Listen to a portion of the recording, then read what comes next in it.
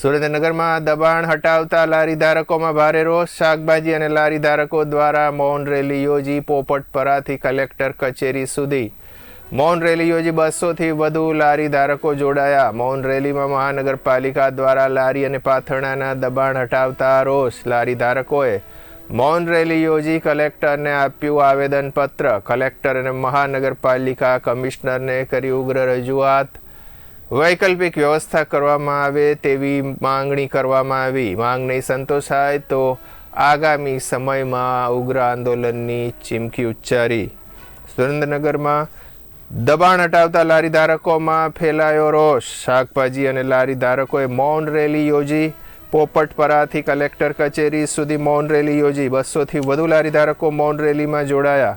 મહાનગરપાલિકા દ્વારા લારી અને પાથરણાના દબાણ હટાવતા રોષ.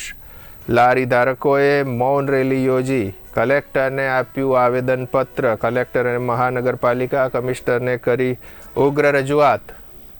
આજે અમે સવારે પોપટપરાથી માંડી કલેક્ટર ઓફિસ સુધી મૌન રેલીનું આયોજન કર્યું હતું અને કલેક્ટર સાહેબને પણ આવેદનપત્ર આપ્યું અને અમને પણ ભરોસો આપ્યો છે કે ભાઈ ઝડપથી અમે આનો નિકાલ કરી અને સારી તમને સુવિધા આપશું અને સારી જગ્યાનો વિકલ્પ પણ આપશું.